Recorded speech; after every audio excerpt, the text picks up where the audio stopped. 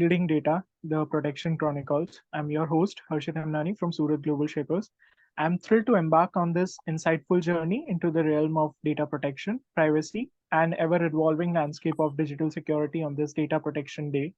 Data Protection Day, also known as Data Privacy Day in some regions, is observed annually on January 28th.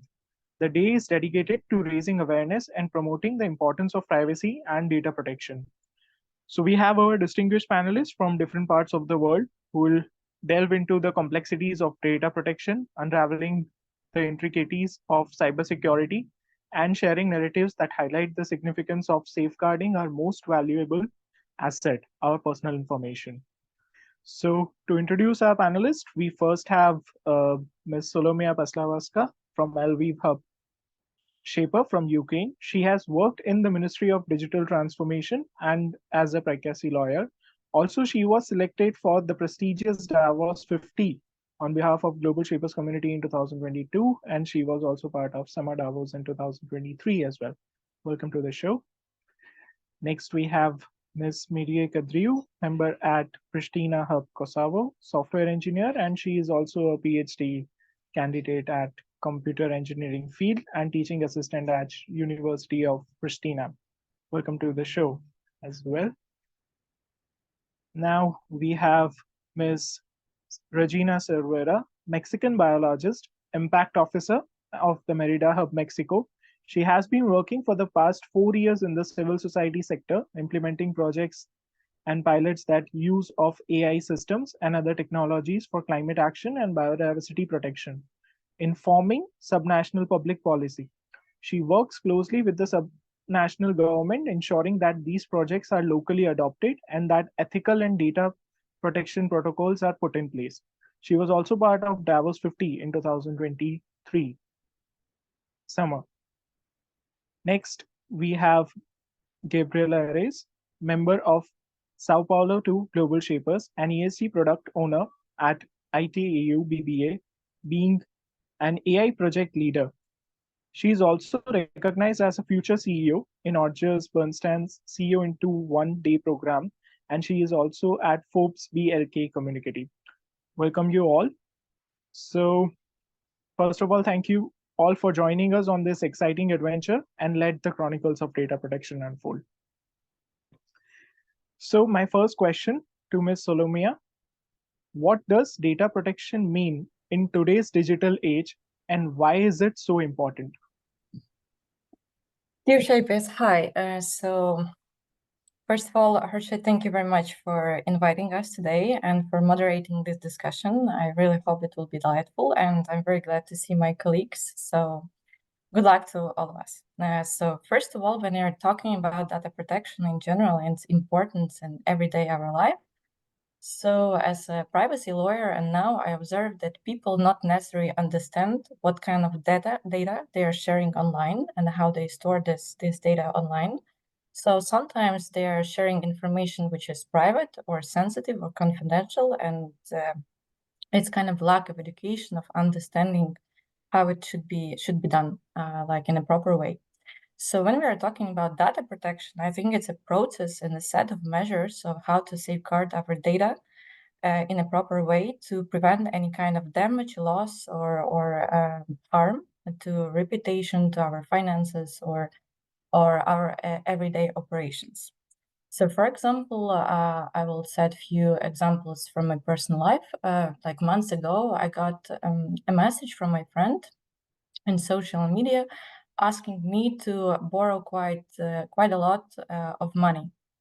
So I think if I will not have like a kind of basic privacy education, I would like borrow directly to her card. But I understood that something went wrong, so I asked like, Lada, hi, but yes, I will do it. But tell me, what's the last souvenir that I gave to you, like from my last trip?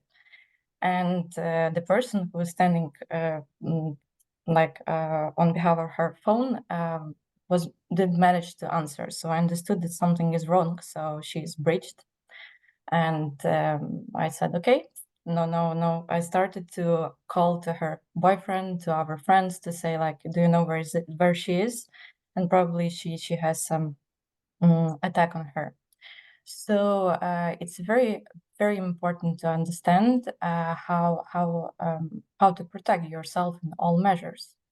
But also very interesting, it's about other example that happened to Ukraine months ago. For example, we had a cyber attack on the hugest mobile telecom network in the country, and they have like 2.6 million users across the country, and 1 million users are using their internet also as a home internet. So I think the data protection, it's about ensuring the reliable operations every day, and it was breached as a consequence. We had a huge damage, not only to that network, but actually to a lot of individuals and businesses. They're using their services. So it's very important. And also it's about your kind of reputation, a reputation, whatever it's individual or reputation of business reputation, because whatever you have a leak on information, and you will lose clients, you will lose trust, and it's something that the most difficult to regain now. So to sum up, when we are talking about this, actually data protection in our online world, so we are living in a very huge, like very fast moving world. And we are living, and we should be very careful with what we are sharing and what we are storing online or in the cloud services. And the most people or businesses will be aware how to protect it, the less damage we will overall have in our lives. Pretty insightful. So this brings me to Mihrije. So how has the concept of data protection evolved with the increasing digitalization of our lives? Yeah, hello to everyone. Thanks for having me here, Harshit. The concept of data protection has evolved very much. And while we are living in digital transformation era, we are transferring our data onto the internet. And this includes not only traditional identifiers like names, addresses, bank details, but also digital footprints and behavioral data that are being stored in the background. As more personal information is stored and transmitted digitally, there is a greater need to safeguard it. So all of this situation has led to the development of stronger data protection laws and regulations, such as the European Union's General Data Protection Regulation, or also known as GDPR, and also the California Consumer Privacy Act. These regulations aim to provide individuals with more control over their personal information, and also impose obligation on organizations regarding data collecting, processing, and storage. As technology advances, so do the methods of collecting, processing, and storing data. Of course, this evaluation has led to the development of more sophisticated cybersecurity measures to protect against data breaches and unauthorized access. Advancements in technology have enabled better security measures, and these measures are like encryption and multi-factor authentication. In the other hand, we have organizations and industries that are also becoming more vigilant in implementing data protection strategies to mitigate the risk of data breaches and cyber threats, as Solomiya also mentioned. The actual evaluation of privacy and data protection will depend on various factors, including here the technological developments, legal decisions, and of course the social attitudes. Amazing. So, Ms. Regina, we often hear about data breaches. Can you explain the real world impact of a data breach on individuals and businesses? Sure. Thank you. Thank you, everyone. Thank you for Thank you, Harshit, for having me here, and to everyone, it's a real pleasure. So this is an interesting question because the impacts I think, are quite diverse, depending on, for example, we've worked a lot with data that comes from governments and both the public sector. So it's really sometimes hard to track, who owns the data, who has the responsibility to protect this data. So it's clear that, for example, individual data may represent little economic, commercial, or strategic value. However, when we're talking about large amounts of data that are processed together, whether derived from a single database or several sources, they could represent an enormous potential for commercial purposes, for bad, for good, or even public policy, decision making. So I think as data processing technologies have become more sophisticated, data management has allowed the implementation of more innovative mechanisms to, as Mihrije was saying, to protect the data, to collect it, to process it in a more accurate, faster, predictive way. And while probably this means there's an ongoing or a natural transition to new techniques to exploit information, here institutions face the challenges, right, of balancing the benefits of these new techniques to collect more and more data and to rely on this data for decision making, and the freedoms and rights of data protection and privacy, right, among others. So in this sense, I think, again, the impacts, I think we can all think of the impact that data breaches can have, right?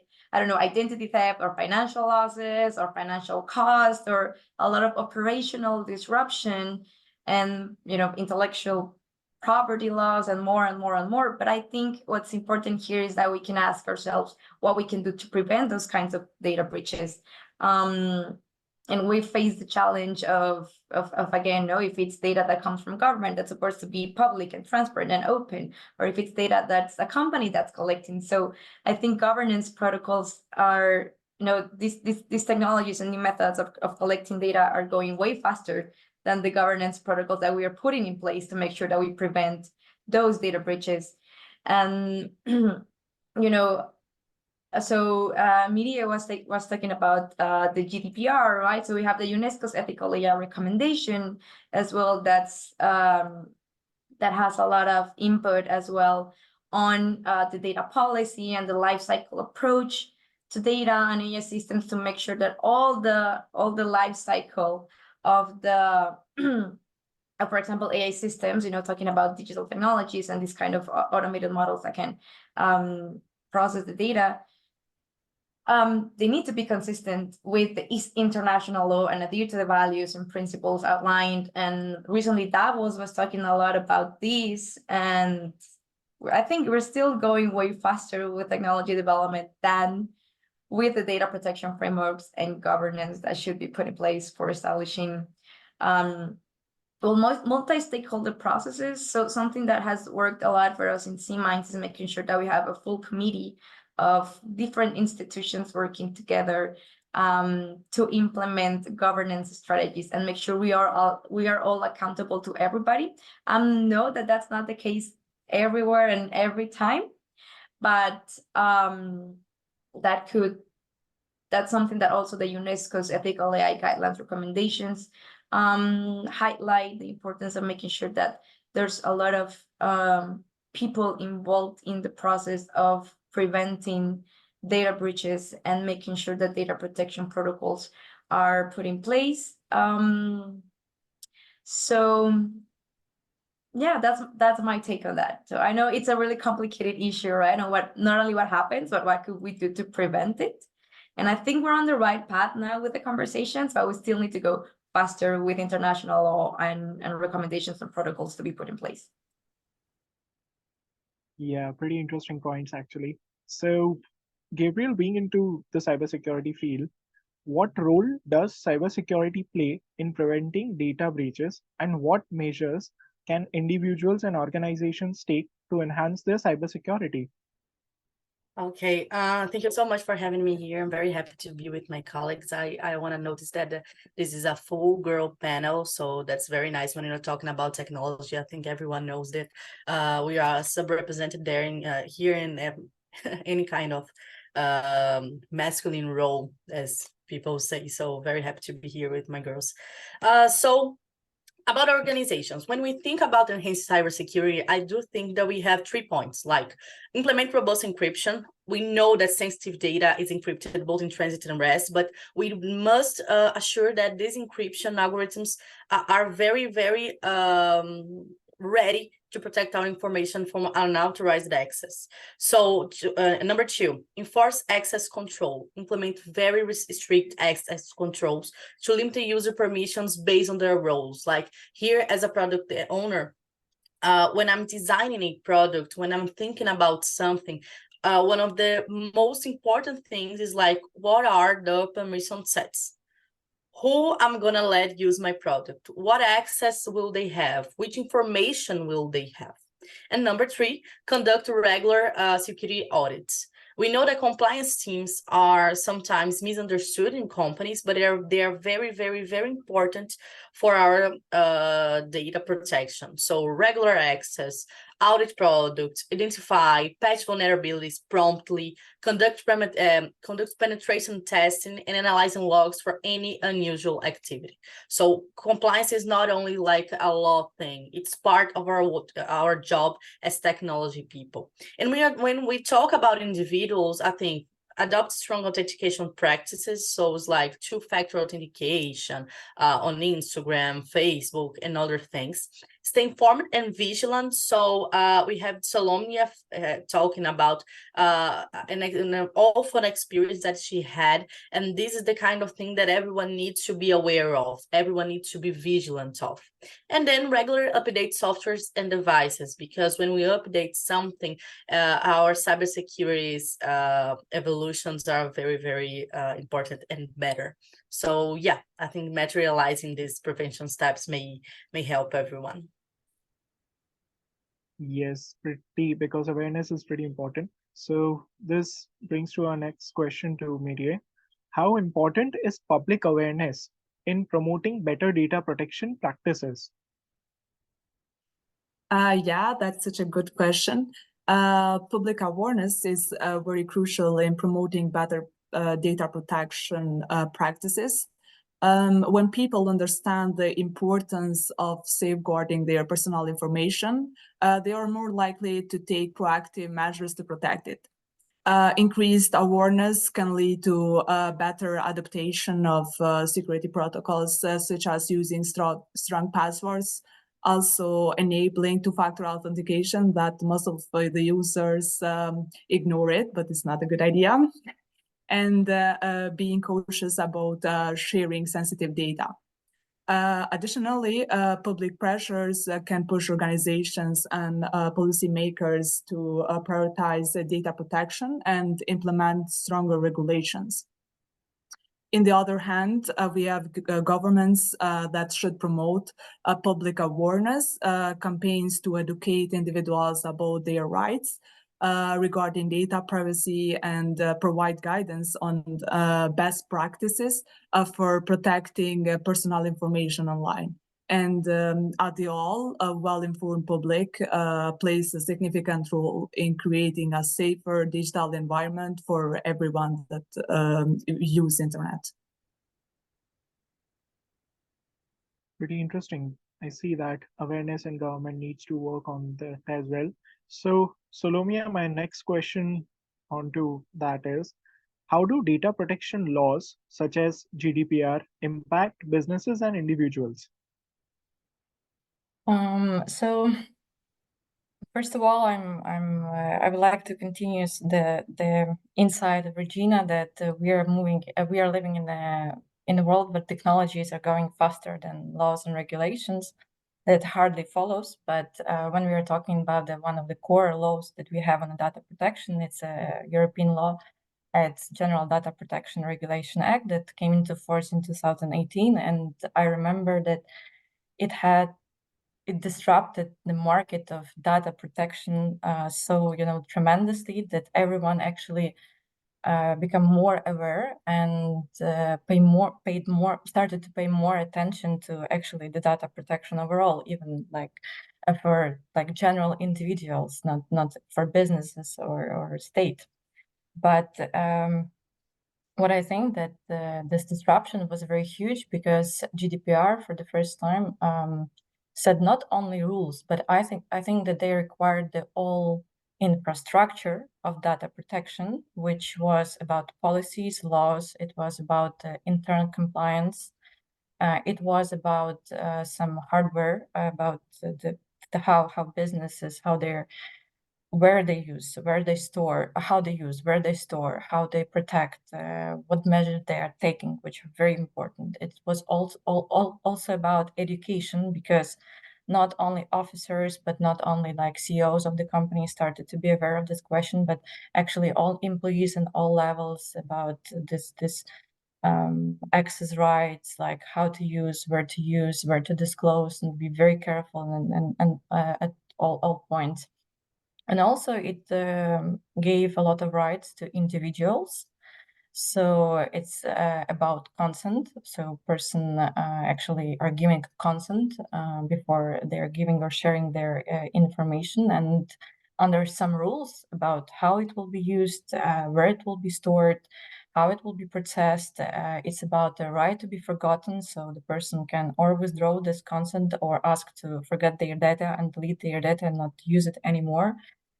So it's about the kind of rule by default. So we are quite sure that all businesses are implying these laws and they're following these procedures. That's very important for a person.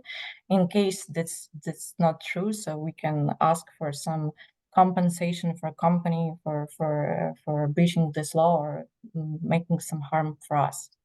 So I think that such rule as GDPR that disrupted the market very tremendously, and both laid obligations on the companies and gave more rights to people and individuals to protect their data overall. So Gabriel, cyber threats are often borderless. How important is international collaboration in addressing global data protection challenges? Okay, so I think my key considerations would include information sharing coordination. I think facilitating international cooperation by encouraging exchange of threat intelligence, best practice among countries would be a very nice thing. Harmonizing data protection standards too, because here I'm getting back with what Regina said. Everything is going very, very fast. So we have to materialize, we have to have standards that applies to everyone, and because everyone are using the same thing. So yeah. And then joint capacity building and training, not only sharing what we've done, but how can we build things together? How can we collaborate on capacity building initiatives, training programs, sharing expertise, resources, to empower countries to better protect their digital infrastructure and respond better to threats effectively. I do think that is something very, very important here to talk about, that is inequality. Because when a country has some better resources, have better professionals, have better access to things, they should help another country, and they should help countries that don't have this kind of structure. So yeah, that's it. And then materializing some prevention steps, I think response drills too. So if we're building, if we're trying, if we're sharing, how can we respond? Either establish diplomatic cybersecurity dialogues too. So yeah, we're building, and then we have to talk and engage in multilateral cybersecurity drills too. I think not only is like international one country another, but like how can we understand the whole picture? How can we attack this whole picture? Yeah, I think that's it. Sounds interesting, because solutions are very crucial in this aspect as well. So Regina, are there any innovative solutions or technologies on the horizon that could reshape the landscape of data protection? Yeah, there are. And here I really love what Gabriela said, because I think it really connects to we have a lot of technologies that are already available. We have AI, machine learning, we have blockchain that right now can offer a secure way to store and manage data. We have quantum something like quantum cryptography, something I don't understand how really good how that works, but yeah. So encryption, like they were saying, biometric security mechanisms, but how can we actually put it in place if we do not have the mechanisms that Gabriela just mentioned, right? The effective capacity building, the effective collaboration, because probably, as Solomiya said, Europe is way ahead of us, of Latin America, in regulation and in implementation and in testing, how these protocols are being put in place. But in Latin America, we're lagging behind. So Colombia just launched last year a data protection or data regulation and AI strategy that was super innovative for the region. Mexico has an AI national strategy that's not quite good implemented in the country at country level, but in certain cases and pilot projects.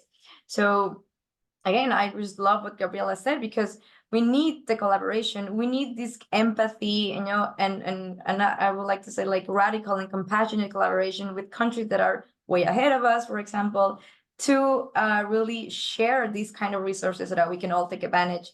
Moreover, we need more financing, right, to allow us to develop innovative implementation of this kind of data protection mechanisms, and these new technologies that are actually building up to these. For example, the blockchain technology that can be applied to health, legal, you know, providing just transparency. We need the right infrastructure to make sure we can apply it for the right ends. So that also means digital and technological infrastructure for, you know, storing, processing, and analyzing a large volume of data for informed decisions, and to make sure everything is encrypted and secured, and that we can implement all these new technologies and edge computing and all of these technologies that I still don't fully understand, but I know that are being put in place. But yeah, the mechanisms to implement it, I think and the combination also of these technologies, I don't think there's one tool that can probably solve all the data protection issues that we can face.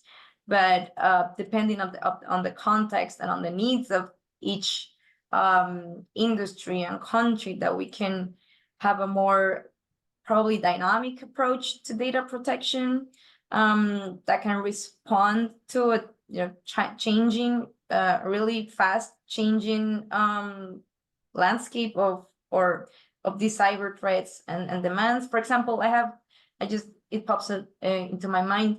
I'm in Yucatan, in the southeast of Mexico, and the government opened a public university and has the first cybersecurity career in the whole country. Looking ahead of all the demands that are coming into place. So I think it's a really good big step in the region to start implementing these, new careers. They're not the careers of the future anymore. I think they're the careers of the present nowadays.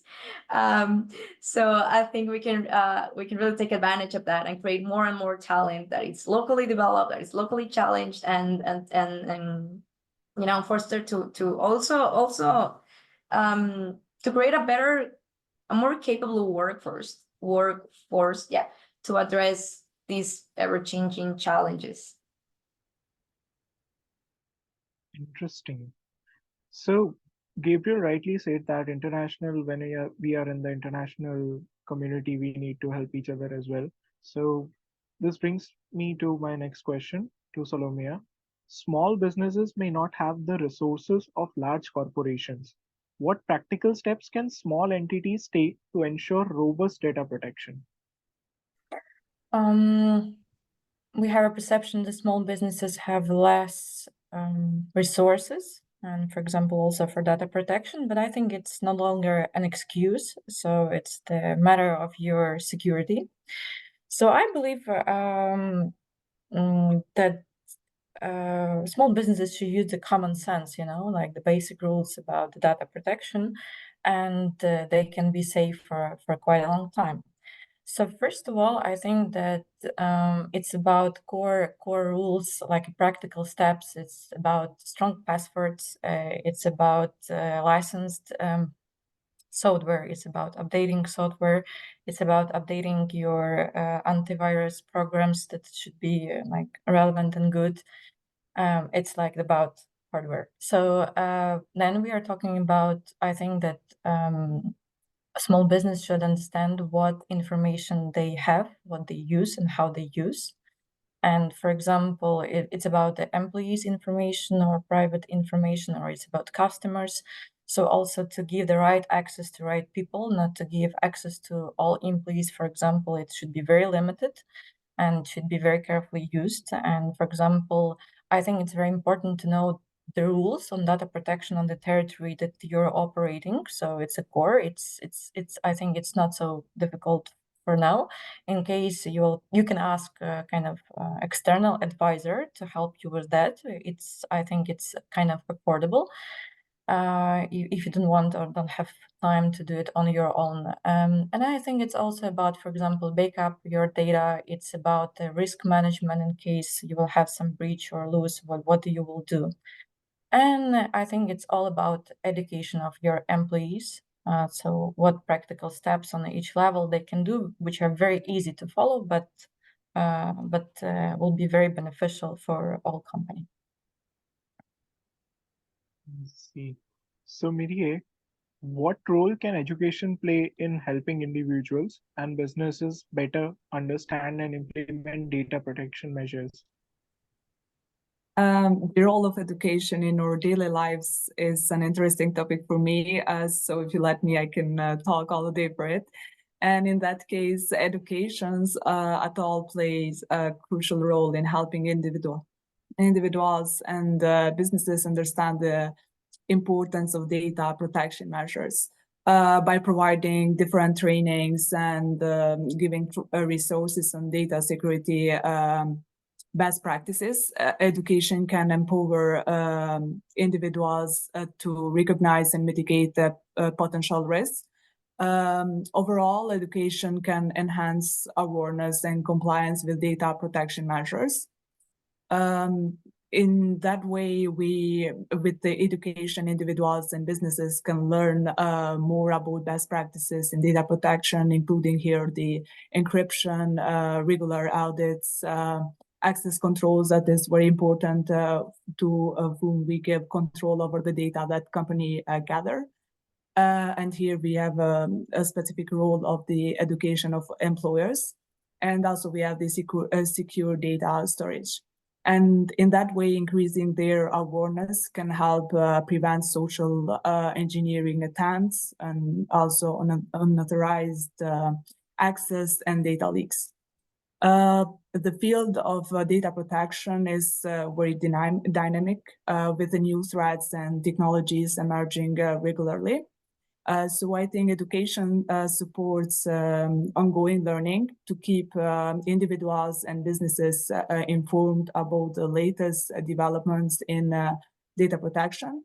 So the role of educations has in the helping individuals and businesses better understand and implement data protection measures is very high. So, Regina, how can a focus on data ethics enhance overall data protection efforts? Well, yeah, so there are now a couple of ethical guidelines on particularly on AI systems that I use a lot on a daily basis. So I think our favorite would be the UNESCO's ethical AI recommendations. And hopefully we'll get another new document this year because things are going really fast, right? But so I think what these documents always tell us is that policy is crucial for the ethical, and legal handling of the data throughout any life cycle of these automated systems. That also, and this should be put in place not only when you have the data and are, analyzing or storing it, but also when you're collecting it, using it, sharing it, archiving, deleting, doing anything that you do with the data, whether you're an individual or a company or a government. And this means also being consistent with international and national laws that adhere to these regulations. Also, I think what's important to mention, and we talked about it, the data protection, the governance mechanisms as well, that have a multi-stakeholder nature, that are even protected, I think, by a legal, or I don't know if it could be judicial system. I think it should be a judicial system. I don't know if I'm pronouncing it correctly, judicial, probably.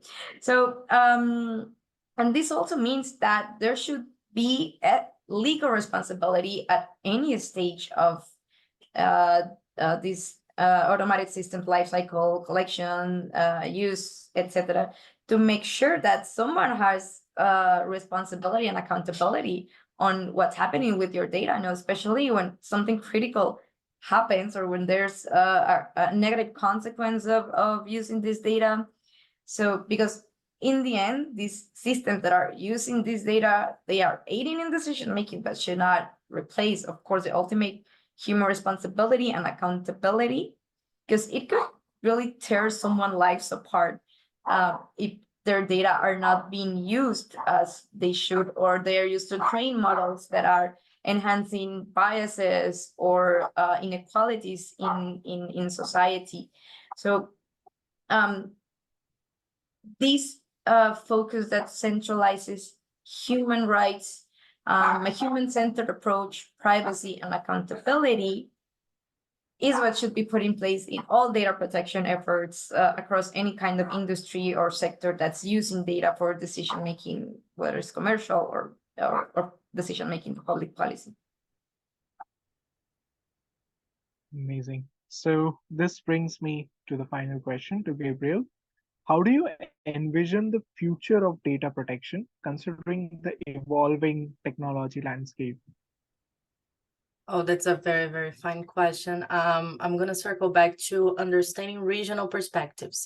I'm going to get the Latin America perspective here, because we do have an inequality that is very, very present nowadays. So, one, advanced encryption and privacy technologies. So we're going to need some robust measures to protect data, both in transit and rest. And innovations in secure multi-party computation may become more prevalent in the day-to-day apps. Second one, AI driving threat detection and response. We as human are very, very biased. So we need to train our apps, our AI softwares, and everything, so we can understand cybersecurity protecting people too. I think that's the great question. It is the great mystery nowadays. How can we do this, identifying patterns, anomalies, and address potential security breaches? And then I think understanding more about pioneer products. So how can we understand data tailored to the region and specific needs? So how can we understand cloud-based solutions with compliance features, multilingual support, in considerations, focusing on those unique challenges in the region? I think this could begin to set the standards, not only the regional standards, but the international standards that we've talked about here. And then I'm gonna do a consideration here too, to understand the role of the universal fraternity on molding these cultural things. We're talking here about cybersecurity as a technology thing, as a work thing, but it's gonna be the life of us all. It's gonna be in everyone, to digitalized people and non-digitalized people. Until now, when we're talking about the NBU, so the next billion users, we're talking about a lot of people that they aren't even born, but they are going to deal with this cybersecurity thing. So it's how can we understand better each other? How can we look to the future with a very clear path and very clear diplomatic ways? Yeah, I think the future it's a very, very nice thing. I don't look in a non-optimist way. So yeah, we're gonna work for it. So it has been a pretty insightful discussion. This panel has been amazing. We have aspects and insights from different parts of the world. So I would just like to have final concluding short comments from each one of you on this data protection and all the discussion. Solomiya, we'll start first from you, and we'll go to Mihrije next. Yeah. So to conclude, I think that we are going to right direction about with the data protection, but a little bit too slow. So I think that we should foster events a little bit. But I believe that the more cooperation we will have on the international level, the more efforts we will put to that, the more it will be quite understandable for people and individuals around, the better results we will have in a few years. Mihrije. Yeah, as a conclusion, I'm gonna say like to have a lot of care while we are sharing photos, images in social media. And of course, not just knowing the best practices for data protection, but also to follow them with the two-factor authentication and multi-factor authentication. And yeah, this is my conclusion. Regina. I think those are fantastic conclusions, and I just want to build up on what everyone just said.